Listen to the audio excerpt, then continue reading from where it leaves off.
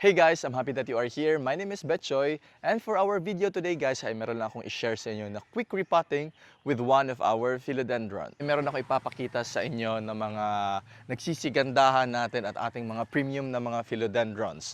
Meron tayo dito ang isang napakagandang philodendron hybrid, and we call this one as our philodendron aurora. And alongside our very beautiful philodendron na aurora guys, meron din tayo ditong iba pang mga philodendron hybrids, starting with this very beautiful philodendron bermuda number 2. Yan, kikita natin yung mga nagsisigandahan, mga mapula-pula at mga nagpo-purple na mga colors and variegations for our Bermuda. And I am really very proud of the outcome of this Bermuda number 2 guys, kasi nakuha natin ito last year. Maliliit pa lang yung kanyang mga dahon, and at that time, more on the aurea yung kanyang binibigay na kulay. So ngayon, napatransform natin ito dito sa ating garden. And mind you guys, hindi po ito evap grown. Aside from this Bermuda number 2 natin guys, meron din tayo ditong iba pang mga philodendron na mga hybrids.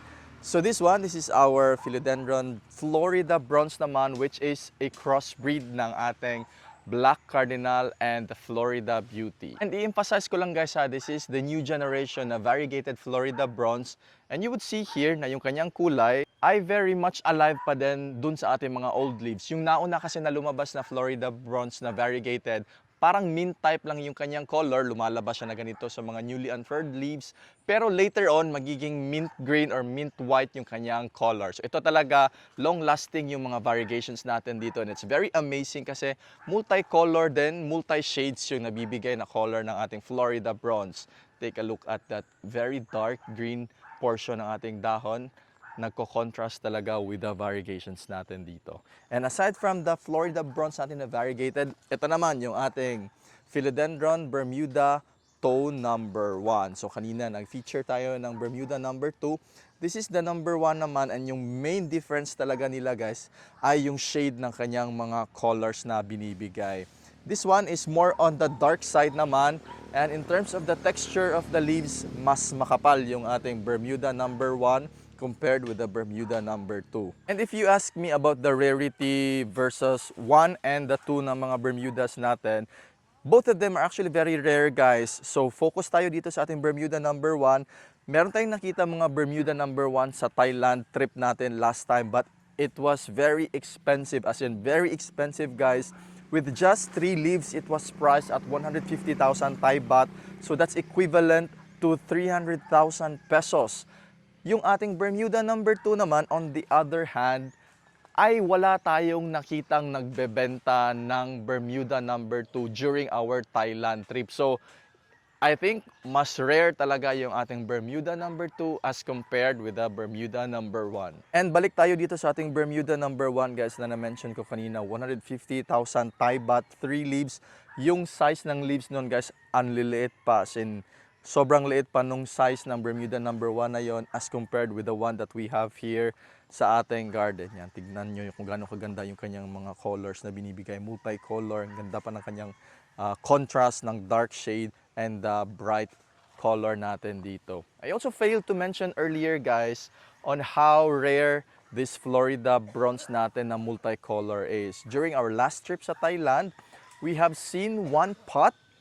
Nag-iisang pot lang yun na ganun kaganda with 3 leaves, and the price of that is 220,000 Thai baht. So roughly that's around 440,000 pesos with just 3 leaves. That's how expensive it is right now and how rare it is right now. And next stop natin guys ay ang update naman ng ating Philodendron tiara, and right now I'm really amazed with the development and the growth of our tiara guys, kasi ang lalaki na ng kanyang mga dahon. As in, grabe, ang laki na talaga. And take a look at the colors natin dito. It's also very amazing. Tingnan natin kung gaano kaganda yung works of nature guys. Sobrang ganda, ang lalaki ng mga dahon. And ito din, nag-i-inflorescence na siya. Meaning to say, it has come to a mature stage na niya, and it also means na talagang hiyang na hiyang siya sa kanyang environment dito sa ating garden. And now we can proceed sa ating main goal for this video guys, ang pag-repot ng ating napakagandang Philodendron aurora. So actually, meron tayong mga criteria na sinusunod bago tayo makapag-decide kung kailan ba tayo magre-repot ng ating mga plants, yung ating aurora to be specific. So itong pinakaunang tinitignan natin guys ay ang mga umaapaw na mga ugat. So dito sa may itaas, makikita na natin na nag-start na talagang kumapit doon sa ilalim yung mga ugat.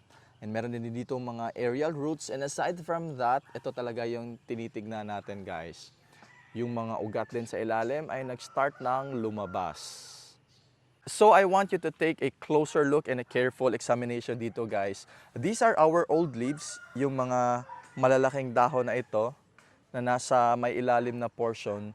And these two, itong dalawang ito yung ating mga pinakabagong dahon. So meron tayong konting difference in terms of the sizes of the leaves. Di hamak na parang lumiit yung ating mga panibagong dahon as compared with the old leaves natin. So meaning to say, medyo kulang na yung natatanggap nila or nakukuha nila na nutrients from the mediums. It's also a sign for us.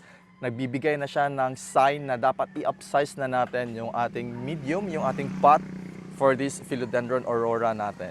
So yung pinaka-main goal natin dito, gusto nating ma-achieve kung ano yung nagawa natin for our Philodendron tiara. So this one, I introduced a pole siguro mga 4 or 5 leaves before itong ating mga 4 na dahon, before natin yun na-introduce yung pole. So ngayon, makikita na natin kung gaano nakalalaki yung mga panibagong dahon natin.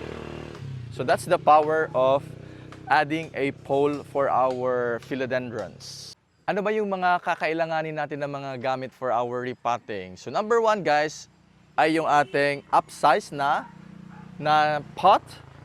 And andito na rin yung ating pole na gagamitin for this repotting natin. Next ay yung ating pre-mix na medium. So for this one, we have used yung ating cocoa chips and perlite. So dalawa ang napaka-importanteng soil mix composition for this potting mix natin. And aside from that, gamit din tayo ng ating complete fertilizer, which is also for sale guys for 625, 900 grams. And also, meron din ako emphasize sa inyo guys, nag-add pala tayo dito ng konting charcoal, uling, dito sa may base portion ng ating pot. So this would really help yung drainage ng ating mixture. And at the same time guys, meron kasi mga malalaking holes yung ating pot.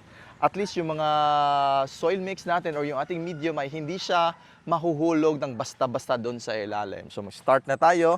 Mag-add lang tayo muna ng konting medium dito sa may ilalim na portion. And ito din guys, gusto ko lang din i-emphasize sa inyo yung isa talaga na magandang gawin in repotting or upsizing yung ating mga pots. As much as possible guys, sundin ninyo kung ano yung gamit ninyo na potting mix doon sa inyong i-repot na mga philodendrons or some other plants. So for this one, we are actually using cocoa chips and perlite lang din. Makikita natin yan dito sa ating old potting mix. Yung ating perlite andyan yan and yung ating cocoa chips exactly the same yung ginamit natin dito sa ating pag-upsize. And at this point guys, sa may gitna na portion ng ating potting mix ay magdadagdag na tayo ng ating complete fertilizer para at least hindi lang dun sa may itaas na portion yung merong stocks ng ating fertilizer. And at this point guys, ay palalambutin na natin yung ating medium na andun sa loob ng ating pot. So just a slow compression lang, ganyan lang, para at least mag-move na siya, hindi na siya dumikit doon sa ating sides ng pot. And yan, medyo loosen na natin yung ating medium. And kukunin na natin siya from the pot. Yan, napakagandang mga ugat dito para sa ating Philodendron aurora. So sa side na ito natin ilalagay or ididikit doon sa may poles guys. So gagawin natin is gagawa tayo ng space or yung parang daanan kung saan natin pwedeng ilagay yung ating or kung saan natin siya ididikit doon sa ating pole. So dito na side na ito, gusto natin siyang ilagay doon. So yan, we have created a space and ididikit na lang natin yung ating Philodendron aurora malapit na sa ating pole. And with the use of a Velcro guys, ay isisecure lang natin yung ating Philodendron aurora dito mismo sa ating pot with the pole. So yan, very simple lang naman yan na paglagay ng Velcro dito sa ating Philodendron aurora. Next step na gagawin natin ay of course magdadagdag na tayo ng ating medium sa mga void spaces dito sa ating pot. So medyo upsize yung ating pot guys kasi nakita naman natin na ang gaganda na namang ugat doon. And I'm very sure it's really high time na i-upsize na natin yung pot ng ating Philodendron aurora. And dito talaga ako na-excite guys kasi nag-add na tayo ng pole. So ito makakagapang na yung kanyang mga aerial roots. Mabilis silang mag-activate and mag-guide sila papunta doon sa ating medium. So I'm really very optimistic with the outcome na dito. Baka nga mahabol na niya yung size ng ating Philodendron tiara. Meron din akong i-share sa inyo guys na learnings ko dito sa ating pagga-garden, and it's about the potting mix or yung ating medium na ginagamit.